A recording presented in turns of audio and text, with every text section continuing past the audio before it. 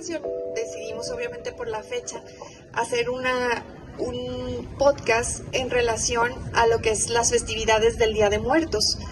Es darle sentido a todo lo que hacemos. Muchas veces ponemos un altar, muchas veces vemos la flor de cempasúchil y no sabemos en realidad cuál es el origen de todo esto.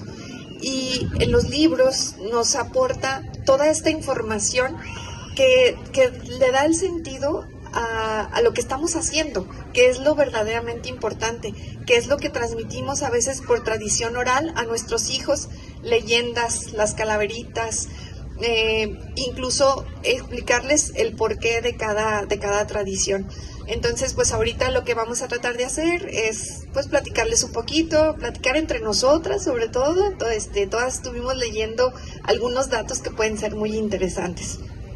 Y bueno, pues la tradición de Día de Muertos en realidad es una fusión de origen. El origen es prehispánico, ahorita vamos a ahondar un poquito en esto, pero se fue haciendo como algo muy ecléctico porque después tomó de la parte cultural y religiosa de la Iglesia Católica cuando vino la colonización de los españoles, y posteriormente en la posrevolución, cuando José Vasconcelos, con este sentido que se trataba de hacer del nacionalismo posrevolucionario, pues ya fueron la creación de las Catrinas, de José Guadalupe Posadas, todo para darle lo que ahora conocemos como la festividad de Día de Muertos como tal, que es alrededor de 1930, si se fijan no es tan viejita, así como la conocemos, pero todo este entendimiento pues ahorita vamos a estar platicando. Bueno, vamos a empezar por los datos prehispánicos. En el antiguo México la muerte estaba muy vinculada con la vida. De hecho, todos los ciclos agrícolas que había y que hay actualmente en las comunidades nahuas o en las comunidades indígenas, pues se rigen debido a los ciclos agrícolas. De hecho, en las comunidades nahuas, por ejemplo, para pueblos indígenas de Veracruz, de San Luis, de todas las Huastecas, Hidalgo, Tlaxcala, la mayoría de las festividades indígenas relacionadas al Día de Muerto comienzan el 18 de octubre, porque justamente es temporada de frutas. Entonces, todo lo que esté asociado a la celebración de los muertos, pues tiene que ver con los ritos agrícolas, porque toda la vida se regresa a la tierra en un significado de agradecimiento por todo lo que nos ha dado en el año, las cosechas, los alimentos, la fruta. Entonces todas las actividades agrícolas son de reciprocidad. Entonces no sé si ustedes han escuchado hablar del Mictlán, que es a donde iba la gente común y corriente en el antiguo México. Bueno, eso decía Sahagún en el libro de la historia de las cosas de la Nueva España. Él decía que la gente común y corriente iba al Mictlán. Para los antiguos mexicanos habían 3 destinos al morir: o al Mictlán, al Tlalocan, que era donde reinaba Tlaloc y todos los dioses de la lluvia, pero iban ahí las personas que morían fulminados por un rayo, ahogados o con enfermedades de la piel. Y otro destino, el más importante, pues era al lado del sol, y este era considerado un destino muy preciado porque ahí iban los guerreros que morían en batalla y las mujeres que morían en parto, porque eran consideradas guerreras al haber atravesado una faena de lucha y al morir en el parto. Y se decía que tanto los guerreros como las madres que iban a ese destino de muerte podrían regresar 4 años después de su muerte convertidas en mariposa o en colibrí. Entonces tenemos estos 3 destinos asociados a la muerte en el antiguo México. El Mictlán lo reinaba Mictlantecutli y Micatecíhuatl, que era una pareja, una deidad de pareja femenina y masculina que reinaba a los muertos. Y no sé si ustedes han escuchado sobre que es importante que un perrito nos cruce al Mictlán. Bueno, pues esto viene de que en el Mictlán había 9 niveles o 9 pruebas que había que pasar para llegar a conocer a Mictlantecutli y Micatecíhuatl. Entonces, el primer nivel era cruzar un río, pero con ayuda de un perrito. De hecho, este nivel se llama Itzcuintla. que quiere decir el lugar de los perros. Entonces, la prueba de este nivel pues era cruzarlo con la ayuda de un perrito, y pues los antiguos mexicanos se dedicaban a criar perritos o a tener un perrito en sus familias, en la comunidad, pues con esa creencia de que al final estaría un perrito ayudándonos en el primer nivel. Entonces, hay que ser buenos con los perritos para que al final nos espere uno de ellos y nos acompañe al reino de la muerte. Y pues eso, ahorita hablaremos más sobre las tradiciones y los altares. Entonces, lo de los 9 escalones, ¿crees que tenga relación con lo del altar de muertos, que tiene varios niveles? ¿Sí va relacionado con eso? Sí, puede ser. Incluso la construcción de los altares es muy diferente a como lo hacemos en la zona norte, en las zonas huastecas o en las comunidades indígenas. Por ejemplo, les quiero compartir cómo se elabora un altar en comunidades indígenas. Por ejemplo, bueno, a los altares se les llama tlaixpa en náhuatl. Tlaixpa es un altar, pero los altares son muy diferentes a como los tenemos acá en esta zona norte. El tlaixpa está adornado con un xochihuitoli, que es un arco de flores. Las flores que más se usan en Día de Muertos en comunidades indígenas son la tiaxochitl, que es la florecita blanca que nosotros conocemos aquí muy pequeñita, la cempoualxochitl, la que conocemos como cempasúchil, y ecuapelexochitl, que es esa moradita que parece terciopelo, que también nos encontramos en los panteones, en los puestos. Estas son las 3 flores más usadas en las comunidades indígenas y que se caracterizan por estar en los altares. También hay un popochcomitl, que es el sahumador, es la vasija donde va el incienso, y pues normalmente se ofrenda la comida a los difuntos ahí. Hay comida como el zacahuil, que es el tamale gigante, y hay otros tamales chichiquili, como nosotros los conocemos, los de tamaño mediano, y también hay unos tamalitos que se llaman piquis, parecen regalitos, y están rellenos de frijoles o de chile. Entonces empiezan a hacer los tamales, se ofrendan en el altar y se sahuma. Se usa el popochcomitl para sahumar. En las comunidades indígenas pues está muy asociado el humo con la vida y la muerte y las festividades. También hay unos tlachichihuali, estos son unos portavelas en forma de animalitos. Pueden ser toritos, vaquitas, pollitos, y tienen un hoyito y ahí en medio va la vela gigante, y esos están ahí en los altares. También hay mucho pansi, o sea, el pan. Pan no es como pan de muertos como nosotros ponemos en nuestros altares, sino que hay un pan que se llama cuaconetsi.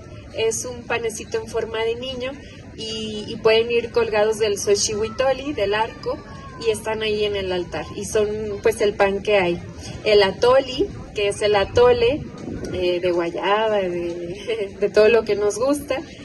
Hay xochicóscat, collares de flores colgando. Cuatlaquet, que es la fruta abunda mucho en los altares. La comida, tlacualistli, y estas casas o esta forma de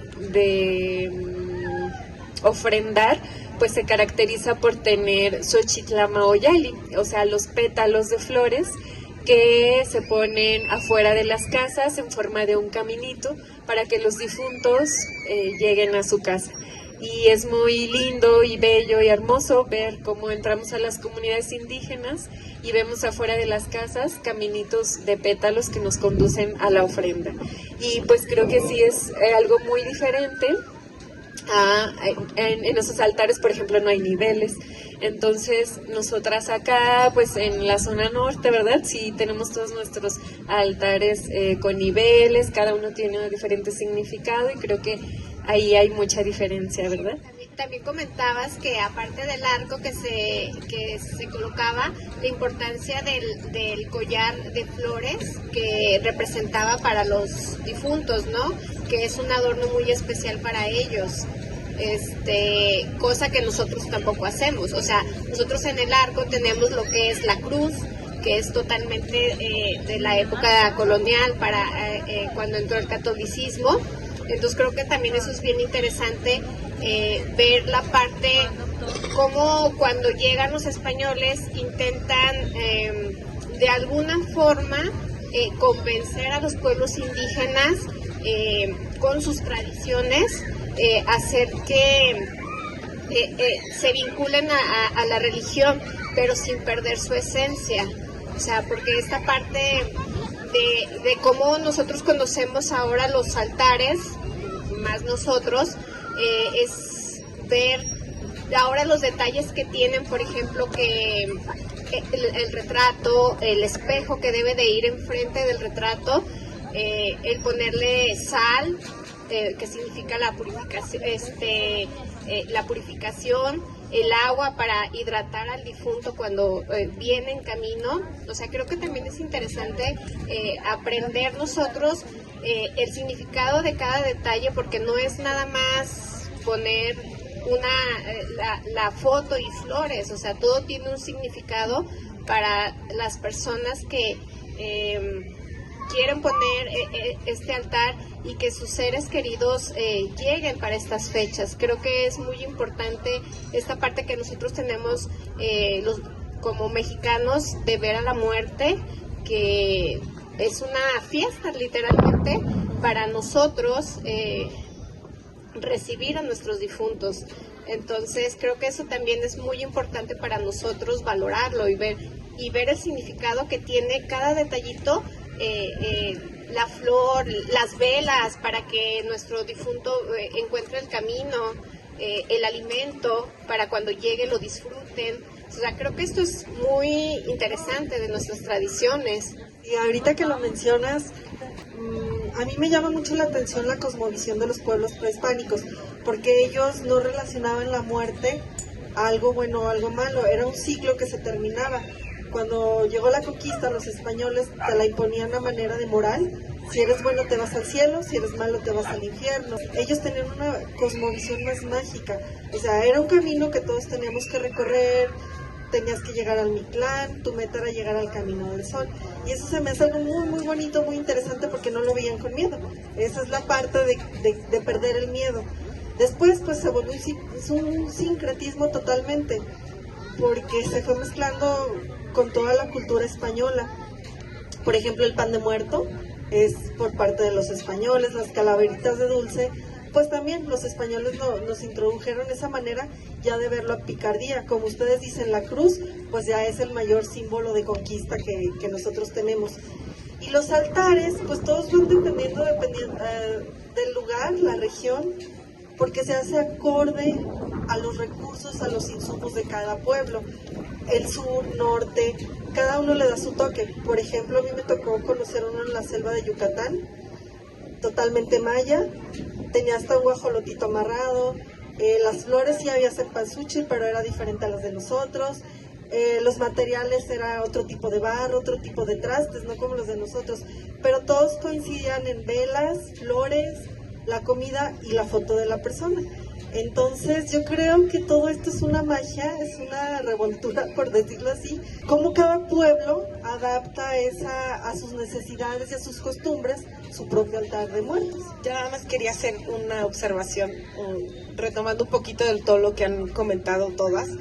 Qué interesante que, a pesar de la distancia que tenemos a las otras culturas, al sur, al norte, cada familia o cada quien en nuestra casa adoptamos una de estas tradiciones, ¿no? Porque hablaba Rebe de los 9 niveles que tienes que llegar para llegar al Mictlán, que lo hacían en la prehistoria, y actualmente nosotros lo conocemos como los 9 días del novenario después de que alguien fallece, ¿no? Esta mezcla de prehispanidad de los mexicas, de los aztecas, con todas estas costumbres coloniales de los españoles, que hasta la fecha pues es el México que vivimos, ¿no? Porque nosotros somos un país súper católico, pero a la vez seguimos arraigados a nuestras culturas, a nuestra raíz, independientemente de la parte que estés, las flores, si se hace pasuchil o sea de otro nombre, que está presente la flor, el acompañamiento de los animales. También hay que ver esta mezcla que tuvo que hacer la colonización para intentar introducir a su dios, a los dioses de los mexicanos, y que no se perdiera esta costumbre, pero también que se aceptara la nueva, ¿no? Entonces es bien interesante que ahorita que empiezan a decir muchas cosas que nosotros sabemos que lo hacemos, pero inconscientemente no sabíamos o no relacionábamos que los 9 días que nos enseñaron los católicos a respetar después de la muerte, pues ya viene desde los 9 días para llegar al Mictlán, ¿no? Entonces es nada más empezar a hacer conciencia y esta comparación de qué hago, qué costumbre tengo yo en mi casa, en mi familia, y de dónde viene, ¿no? O sea, qué mezcla tiene, si lo tengo más arraigado a la colonización, o realmente estoy respetando la parte prehispánica. La parte prehispánica. Fíjate que los españoles fueron los que introdujeron el día 1 y el día 2. Ellos ya venían con su santoral del día 1 de Todos los Santos y el día 2 de los fieles difuntos. Entonces también fue impuesta la parte de esos días. Sí, creo que eso tenía también mucho que ver con que pues los norteamericanos nos estaban ganando un poquito con las tradiciones de Halloween, ¿verdad? Entonces tenían que poner esta parte de donde se involucrara más la parte espiritual en la festividad de Día del Muerto, que eso que comentabas está muy interesante porque la visión, la cosmovisión que tenían nuestros pueblos prehispánicos, si se fijan, es muy imitada a nuestra fiesta de Día de Muertos porque en cuál está tan llena de color, en cuál está tan llena de sabor, en cuál va este acompañamiento hacia nuestros seres queridos. Entonces es esa unión y esa transformación que ellos no lo ven, si ven la vida y la muerte como unidad. Entonces esa parte es muy bonita por el sentido espiritual que los orígenes prehispánicos de las festividades de Día de Muerto le dan. Eso se me hace como muy bonito. De hecho, lo que decían de los cielos, había leído yo que había una parte donde incluso había que unos cerros de obsidiana que te iban como quitando la piel, y luego en otro nivel había un jaguar que les comía el corazón. Entonces todo este proceso era como el deshacerse de lo que era tu parte física para llegar a una plenitud totalmente espiritual. Entonces esa parte a mí se me hace muy bonita y que perdure ese acompañamiento de sentirnos felices de haber tenido a esos seres queridos con nosotros y ahorita recordarlos con mucho cariño y apapacharlos con los altares de muertos. Justo lo que mencionas del acompañamiento, siento que es algo muy distintivo de los mexicanos y que a lo mejor otras culturas todavía es algo que les sorprende, que hacemos esto y también el recibirlos en ese viaje de regreso es un acompañamiento y es una celebración. Entonces a otras culturas podría parecerles algo extraño, pero incluso pues ya vemos el Día de Muertos en otros países que lo celebran y lo ven como algo mágico. Ha habido películas como la de Coco, que ya nos comentarán más, que ha hecho que el Día de Muertos ya sea más visto. Pero para nosotros los mexicanos siempre es como que algo familiar. De hecho, armar el altar en familia tiene que ser algo pues muy especial, muy de nuestra familia, muy de nuestro México también. Y pues el altar, es válido armar un altar que tenga 3 niveles, 7 niveles, porque lo estamos haciendo con amor y lo estamos intencionando. También intencionar es muy importante a la hora de poner cada ya sea el pan, lo que estemos poniendo, intencionar y saber por qué lo estamos poniendo, además del significado que cada cosa tiene. Sí, como decía Vianey, o sea, es muy familiar y el compartirlo, no sé, con las personas que tienen hijos desde niños, saber por qué se está poniendo, por qué es importante ponerles el tipo de alimento que les gustaba, cómo hacer que esta parte de que tu ser querido que ya no se encuentra aquí, es importante recordarlo y también encontrar el significado que anteriormente se le tenía a la muerte, o sea, sin ese miedo, como tú estabas diciendo, Marta, cómo se van perdiendo estas capas que al final es como que queda tu esencia, que es como esta parte, el desapego, o sea, literalmente esta parte que en la época prehispánica no le tenían miedo a la muerte, de hecho era como que algo bueno que les llegara a pasar. Entonces creo que eso es bien interesante, que ahora lo valoremos de esa forma, sin tener miedo, honrarla como debe de ser. Sí, como esta parte de la forma en que morías y al cielo que ibas y la manera en que te velaban o te enterraban y todo esto tenía que ver porque el que moría como guerrero, por ejemplo, tenía ciertos derechos. Entonces, aquí viene el sentido que ahorita nos dicen mucho los psicólogos de no importa cómo mueras, sino cómo vivas, ¿no? Entonces, Es una manera de trascender. De trascender, O sea, lo veían más sí. que nada, vas a trascender de un alma a otra. Por eso les digo, es mi favorita esa parte de la cosmovisión, porque dejas el apego, dejas todo y es una mentalidad y una visión de voy a trascender. sí. Pues Rebe nos va a compartir aquí, si se fijan habla muy bonito porque habla náhuatl. Les vamos a presumir un texto. Este libro es un cuento que justamente habla de los 9 niveles del Mictlán. Se llama Chichitón. Chichitón es un perrito y el cuento se trata de que él y su familia de perritos pues pierden al abuelito y tienen que prepararlo para ir al Mictlán. Entonces el cuento nos va narrando pues cómo lo preparan a él para esquivar todas las pruebas que hay en todos los niveles. Y Chichitón acompaña a su abuelito y bueno, tienen que leer el cuento. Igual lo vamos a dejar ahí en el librero de Colmena por si un día lo quieren ir a buscar. Les voy a leer un pequeño fragmento. Este cuento está en náhuatl, en español y en inglés.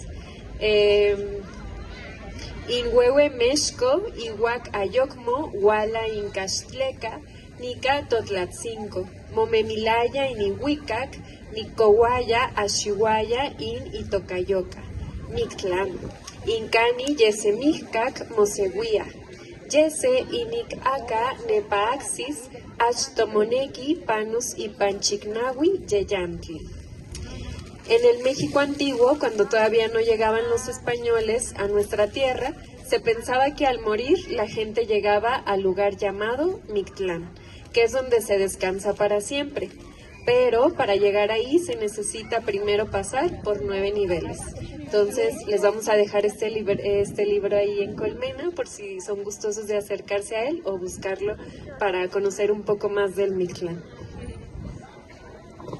Y también nos mencionabas, Rebe, en esta cuestión de los niveles, ahorita aprovechando, bueno, que sabes hablar bien náhuatl, porque bueno, la verdad es, o sea, el que tú nos muestres cómo se puede leer o cómo lees un cuento en náhuatl, nos habla de esta parte tan interesante de mantener vivo todo esto, o sea, igual cuando en Colmena hemos tenido algunas actividades donde tú nos explicas sobre la importancia de esta lengua. Creo que también eso es importante a nuestra familia, a nuestros conocidos, explicarles el porqué de esa palabra. No es nada más decir, ay, suena raro o algo, o sea, decirle, tiene un significado y viene de nuestros antepasados. Sí, por ejemplo, en nuestro español tenemos muchas palabras que vienen en náhuatl. En Jerez se usa mucho que las abuelitas dicen chiquihuite. Y chiquihuite viene de chiquihuitl, que es canasta, y pues todavía seguimos usando el náhuatl. Ajá, en la actualidad, ¿verdad? Ajá, los perritos, el atole, sí. Yo quería platicarles de la Catrina de José Guadalupe Posadas, que ahorita es muy interesante y que en todos lados vemos Catrinas, que es una sátira en realidad de lo que era la sociedad alta para que de ese tiempo, sí, después de la posrevolución eran las personas que se sentían de otro nivel, ¿verdad? Y sí, como los burgueses, ¿no? Entonces, después en una pintura de Diego Rivera también aparece la Catrina, y pues de ahí es el origen de este personaje que tenemos aquí sentado con nosotros.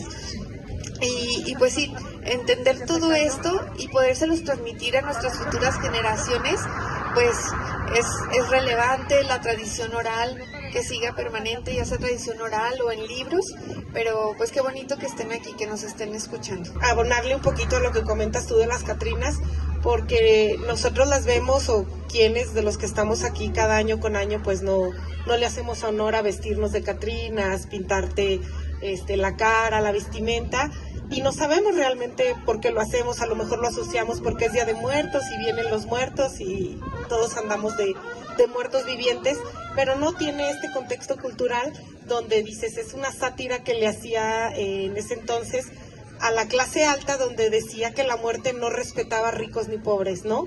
Y ponían a un campesino, a un revolucionario, a un indígena, de muerto, de calaca, y luego nace la Catrina, donde dice, al final de cuentas, sin importar qué nivel socioeconómico tengas, pues todos vamos a donde mismo, ¿no? O sea, la muerte viene y parejo, no importa si seas rico o pobre, todos vamos a llegar a este mismo infierno o a este mismo Mictlán, sin importar tanto lo que uses, ¿no? Y más que nada es esta sátira que a lo mejor muchos de los que estamos aquí dices, pues me he visto de Catrina porque es Día de Muertos. No, viene honrando también como esta parte cultural.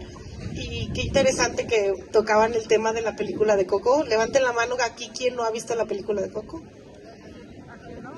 Uno de nuestros participantes. Y qué importante ver cómo esta empresa puso a México en el mundo, ¿no? O sea, puso los ojos en el mundo sin palabras rebumbantes, a lo mejor sin saber traducir perfectamente un dialecto, pero volteó a ver a México y supo expresar exactamente lo que es la cultura del Día de Muertos para los mexicanos, ¿no?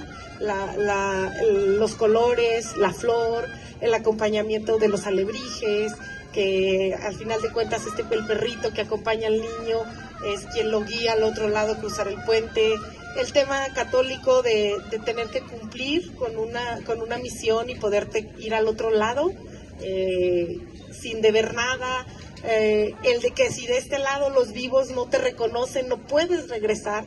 O sea, creo que si alguien acertó, porque hay gente que no nos gusta leer, o sea, o que dices, ay no, qué flojera, o leer historia, o aprenderte números, o aprenderte nombres, es una manera bien interesante de conocer de pie a pa lo que significa cada cosa del Día de Muertos, ¿no? Bueno, y hablando aún de tradiciones, algo que hemos nosotros recibido de voz a voz son las leyendas. Y yo creo que todos conocemos la más famosa leyenda mexicana, que es La Llorona. De hecho, muchos niños tuvimos pesadillas con la Llorona. Dicen que si tú escuchas a La Llorona de cerca es porque está lejos, pero si la escuchas lejos es porque ya está cerca, unos pasos cerca de ti.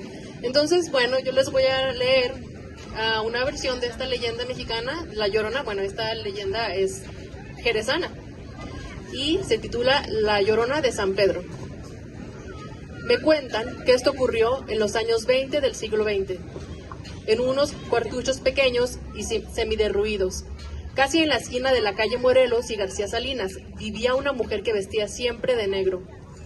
Dicen que en luto perpetuo por la pérdida de su marido, quien había fallecido 2 años antes. La mujer se consolaba en 2 pequeños hijos que para ella eran su único motivo de vida y que de alguna manera le hacían luchar para seguir viviendo.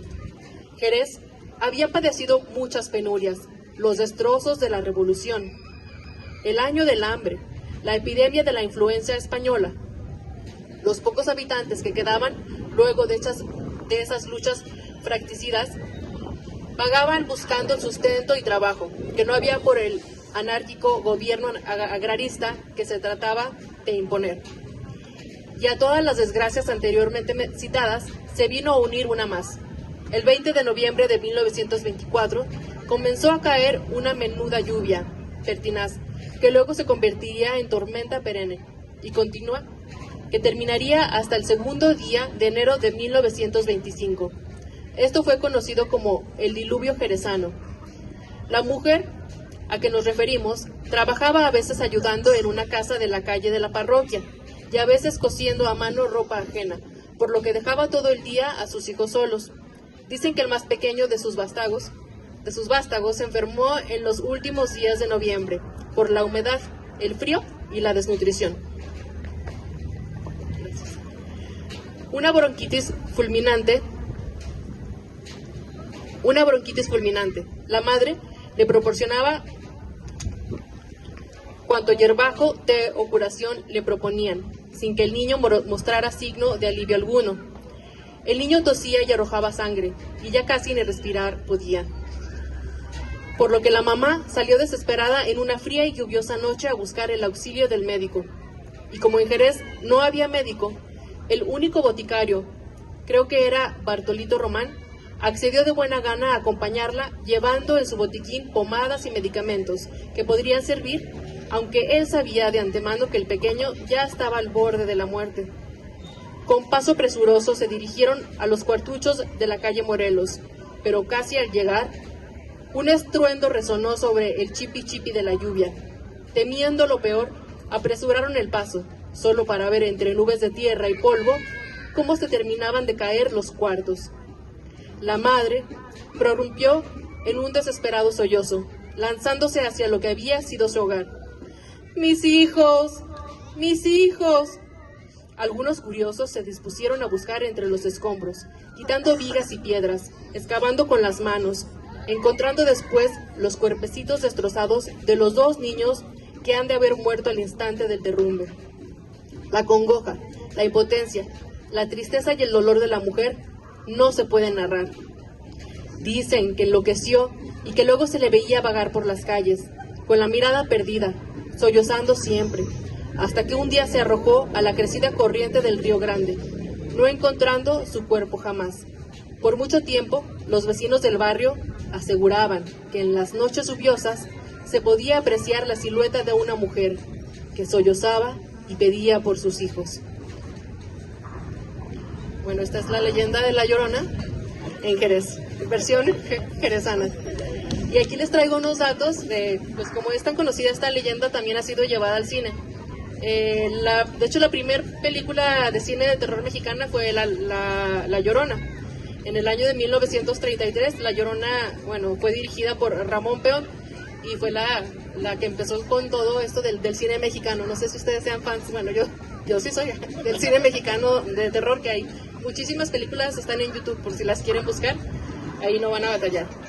En 1960 ya sale otra versión de La Llorona, también película mexicana, escrita por Adolfo Torres Portillo y dirigida por René Cardona.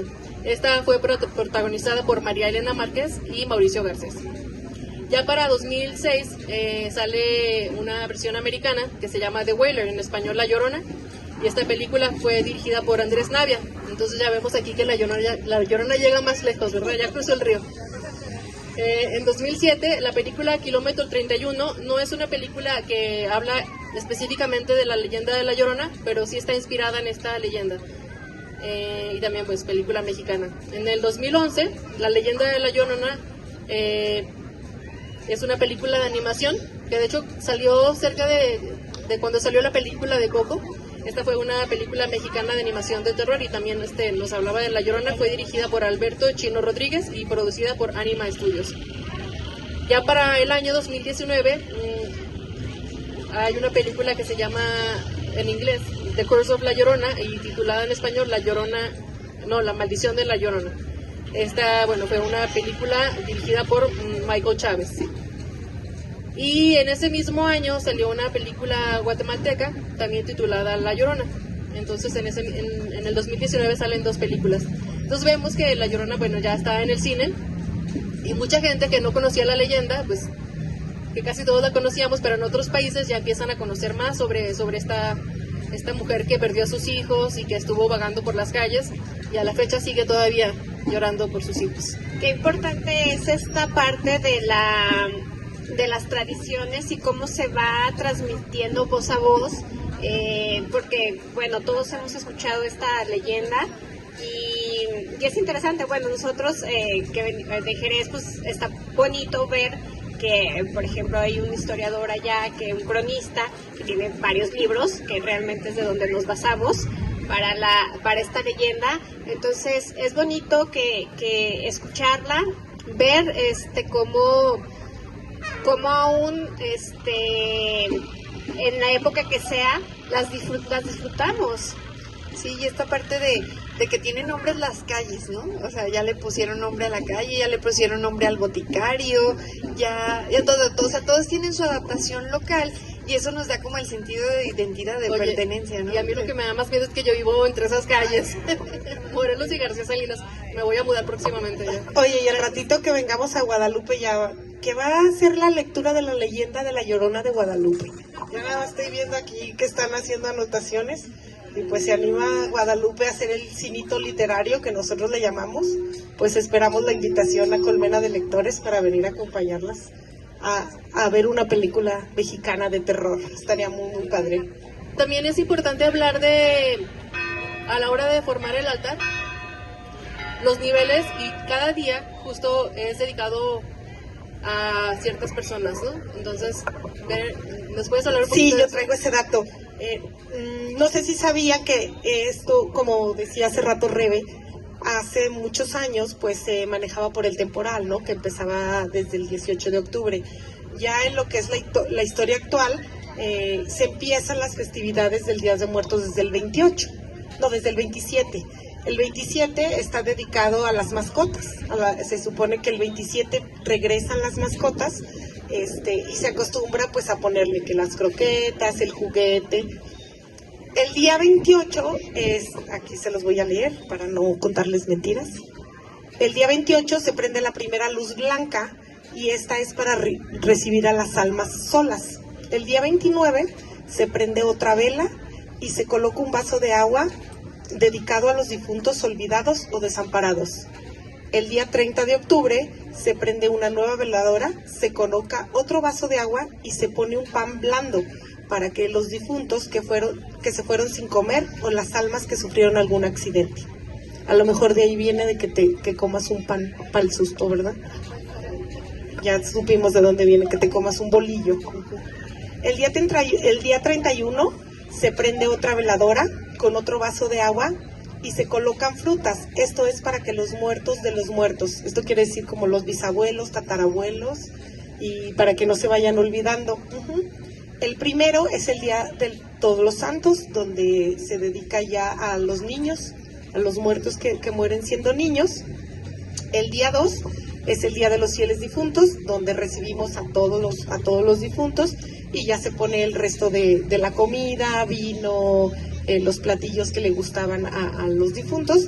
Y el día 3 se prende la última veladora y se pone el último vaso de agua y es como despedida para decirles que los esperamos el siguiente año.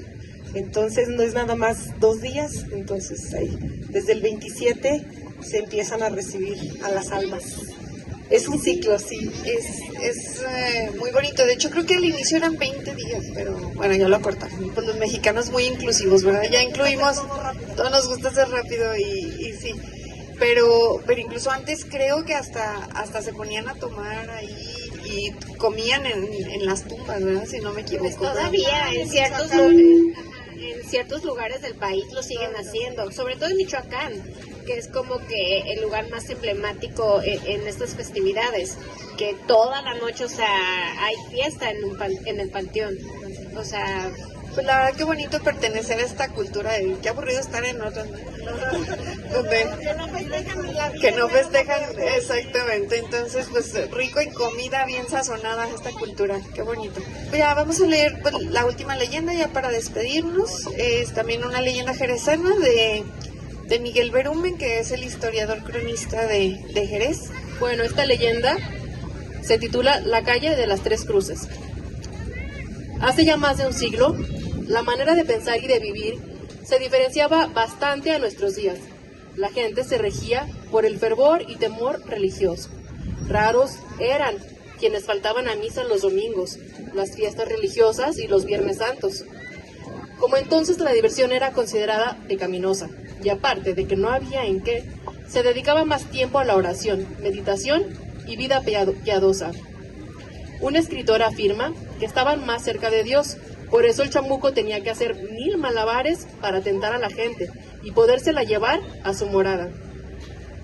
El demonio en la actualidad ya no necesita aparecerse, porque la gente solita va con él. Es más, podríamos apostar que el mismísimo diablo se espantaría de 2 o 3 notas que leyera en cualquier periódico. En aquellos lejanos años, las labores del campo comenzaban a las 5 de la mañana y ya para las 6 de la tarde se estaba listo para dormir. Cuando comenzaban las sombras nocturnas a enseñorarse de la ciudad, en los corillos se contaban sabrosos cuentos. bonitas leyendas y matizadas historias. Con temor se hablaba de los bandidos del Cerro Grande, que en su cubil tenían 52 montones de oro, uno para cada uno. Se decía que en la entrada contaba con escalones y desde ahí se vería el plan del tesorero. Muchos de los bandoleros habían muerto entre sí. Nunca faltaba el valiente animado a buscar ese mítico tesoro, así como las madres estrujaban más a sus bebés oprimiéndolos en su pecho, al oír noticias de que se construía una presa nueva. Referían los viejos que cuando se hacía una presa, entre los cimientos debía enterrarse un niño recién nacido, vivo, o una fuerte cantidad de oro. Pero como el dinero escaseaba, los niños eran robados, ya que ninguna madre estaría dispuesta a entregarlo para tal fin. Se decía que esto era para que cuando la presa amenazara a romperse, se oiría a distancia el tintineo de las monedas o el llanto del niño. Estas y muchas historias formaban el cotidiano tema de las pláticas de nuestros abuelos. Con ese sabor, ofrecemos la leyenda de la calle de Tres Cruces. El Paquete. Las últimas casas al norte de lo que propiamente era la villa de Jerez indicaban el camino a los ranchos de San Juan, Comulco, Los Ortiz y otros. Muchas de esas casas estaban deshabitadas la mayor parte del tiempo, pues sus propietarios de ranchos y haciendas del rumbo solo las ocupaban cuando llegaban a Jerez. La vestimenta del campo difería mucho de la citadina, por eso los campiranos se venían caminando con su calzón blanco, descalzos y sus amplios sombreros. En sus fincas de la ciudad cambiaban sus ropajes. Esas casas siempre las hacían en las entradas de la población. El lado norte de esa calle lo formaban algunas casuchas de adobe y largas tapias que cubrían extensas huertas. Esas casuchas eran el nido ideal de malvivientes, los que, amparados por la poca vigilancia y nula iluminación, las utilizaban como centro de operaciones. En contraste, las casas frontales, cuyas portadas tenían la dicha de recibir los matinales rayos solares, eran amplias, con modesto pero cómodo mobiliario y con los servicios de la época. María Rosa de Escobedo se aburría mucho en el rancho, por eso sus padres la enviaron a que viviera en su casa de Jerez. Ella desdeñaba a sus pretendientes, prefería seguir en su soltería. Era joven, atractiva, pero no le interesaba el matrimonio. Los días se los pasaba haciendo visitas, ya fuera a sus amigas o a la iglesia del lugar. Todo lo que ocurría en Jerez se lo sabía de memoria. Siempre atendida por su servidumbre, a veces dormitaba de día y en las noches padecía de un incurable insomnio, por lo que se dedicaba a mirar transcurrir las horas desde su barandal, sentada cómodamente y muy abrigada. En ocasiones se oían pasar embozados jinetes delatados solo por el roce de las cerraduras de los caballos, y a veces los destellos lunares los hacían visibles. ¿Serían asaltantes de camino real que regresaban de sus andanzas? Tal vez puerquistas. No lo sabía ni le importaba. Los sonidos de la noche ya formaban parte de su vida. Una de tantas veces, una figura que se aproximaba a ella llamó su atención, por lo que la densa oscuridad le permitió mirar. Parecía que estaba bien ataviado y su negro corcel mostraba nerviosismo. Él fue a pararse cerca de su enrejada ventana, sobresaltándola cuando le habló. Perdone, desde hace varios días la veo que gusta observar la noche. No soy de Jerez y nadie me conoce aquí. No tengo dinero, por lo que voy a buscar un lugar en el campo. Porque ya es muy tarde. Solo quisiera pedir a vuestra merced me hiciera la gracia de guardarme este paquete. Tengo miedo que si me duermo a la intemperie, algún ladronzuelo me lo quite sin darme cuenta. ¿Me haría ese favor? Mañana a la misma hora vendré por él. María Rosa no supo ni por qué le contestó afirmativamente, indicándole que lo dejara en la puerta. Cuando el jinete partió, ella creyó que el caballo, al encabritarse, lo tiraría, pero ambos se perdieron en la negrura nocturna. Toda la noche ella soportó la tentación de ver el contenido del paquete, un trapo rojo atado con un hilo. Pero en las primeras horas del día, picada por la curiosidad, lo desenvolvió cuidadosamente. Al ver su contenido, casi se desmaya de horror. Dentro del envoltorio se encontraban los huesos de un esqueleto. Confundida y preocupada, se dirigió en cuanto pudo con su sacerdote confesor. Al contarle detalladamente la historia, él le confirmó lo que estaba pasando. Se trataba de un mal espíritu que quería llevarla a sus dominios. Asustada, escuchó con atención el consejo del padre. Necesitas conseguir un niño recién bautizado. Métete en tu cama con él. Cuando llegue el sujeto por su paquete, haz que el niño llore. Si lo haces, está salvada. Si no, él te llevará consigo. Sus conocidos buscaron un bebé ya bautizado y se lo llevaron a su casa. El sacerdote recomendó que ninguno de los criados interviniera para no empeorar la situación. Ella se acostó en su recámara abrazando al niño. Sobra decir que ese día el recién nacido no comió. Se buscaba que llorara lo más posible. La medianoche se acercaba y con ella su miedo aumentaba. Un temblor extremadamente frío le recorrió instantáneamente el cuerpo cuando oyó la fantasmal figura acercarse. A poco tocó la puerta. Los criados abrieron y el hombre entró. Preguntó por su encargo. Lo dejé afuera. Tómelo y váyase. Decía esto mientras con fuerza pellizcaba al niño que ni siquiera se despertaba. ¿Puedo pasar?, dijo el desconocido. Pero ella no contestaba, porque estaba desesperada y aterrorizada al ver que el pequeño no lloraba. El hombre, lanzando un gruñido, traspuso la puerta. Por sus ojos salían impresionantes llamas. En ese momento, el bebé fue pellizcado con tanta fuerza que estalló en un llanto estrepitoso. Las lágrimas del recién nacido corrían cantarinas y abundantes, quizá porque también sentía la presencia de ese diabólico ser. Abriendo sus brazos y mostrándose completamente, exclamó: «Que te valga el inocente, porque si no te llevaba conmigo ahora mismo, pero no creas que de mí te librarás». Y en medio de una humareda desapareció con todo y paquete. Las cruces. Para María Rosa de Escobedo, esa había sido una fuerte experiencia. Por eso el niño, junto con sus padres, fueron convidados a compartir la casa con ella. Pero, si el niño faltara alguna vez, la dueña de la casa ya no acostumbraba a mirar por las noches.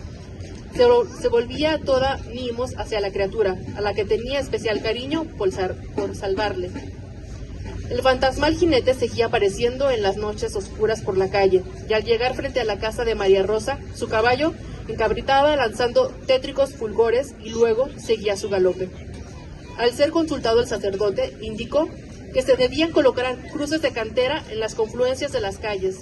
Luego, en las bocacalles Guanajuato, de Esmeralda y Culebrilla, se abrieron respectivos nichos donde se pusieron 3 cruces. El padre las bendijo con todo el ritual de la época y además exorcizó la calle de principio a fin. Otra cruz similar, pero más pequeña, se instaló en el exterior de la casa, motivo de las diabólicas e inexplicables apariciones. A pesar de eso, el jinete seguía siendo motivo de temor, aunque su recorrido era más veloz y acompañado de horripilantes gemidos. El sacerdote, al ver que todas sus estratagemas no habían dado resultado, creyó que la maligna figura buscaba desposarse con la señorita de Escobedo, por lo que le aconsejó a esta que solo el matrimonio de amor, el matrimonio con Dios, podría salvarla. Esta, desesperada y con los nervios deshechos por los continuos sobresaltos, poco después partía acompañada de sus familiares a la Ciudad de México, donde entraría como novicia en un convento carmelita. Dicen que vivió bastante tiempo y que cuando profesó lo hizo con el nombre de Sor María de la Soledad de Jesús. Cuentan también que la misteriosa aparición nunca más se volvió a ver. ¿Sería un ser de ultratumba? ¿Algún no comprendido y tenaz enamorado? Nadie lo supo. Pero por muchísimas décadas quedaron las cruces como un recuerdo de esos hechos, símbolos que sirvieron además para darle nombre a la última calle de Jerez, la calle de las 3 cruces.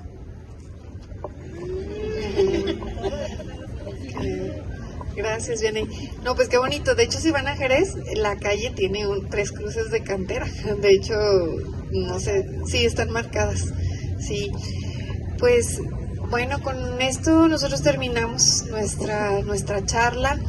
Les agradecemos infinitamente a quien nos escuchó, a quien disfrutó tanto como nosotros, y pues agradecemos también a la Dirección de Cultura del municipio de Guadalupe por la invitación. Esperamos que no sea la última, ojalá podamos estar haciendo colaboraciones con ustedes. Y pues para que también nos sigan en nuestras redes, por lo que les decía, si se quieren unir a leer con nosotros, a nuestras distintas actividades, pues siempre bienvenidos. Muchísimas gracias. Y hacerles la invitación el viernes también. Sí, el viernes tenemos un evento que se llama El Jardín de las Almas Perdidas, es a las 7:30 de la noche, afuera del Teatro Hinojosa. Es una lectura de leyendas, escenificación, un poco de música, vamos a contar la historia de cómo nace esta tradición de pedir el muerto, vamos a cantar y pedir el muerto, entonces están cordialmente invitados, los esperamos a Jerez y que también sean muy bien recibidos así como nosotros el día de hoy, y los invitamos a que nos sigan en nuestras redes sociales. En Instagram estamos como Colmena de Lectores, en Facebook, en Spotify y en YouTube estamos como Colmena de Lectores Blue Club. Igual ahí pueden hacer comentarios y dejamos las recomendaciones de algunas de las lecturas que leímos el día de hoy, y por ahí consíganse un niño para estos días por si sí o sí o no, por si viene el muerto, y agradecemos mucho su atención. Muchas gracias.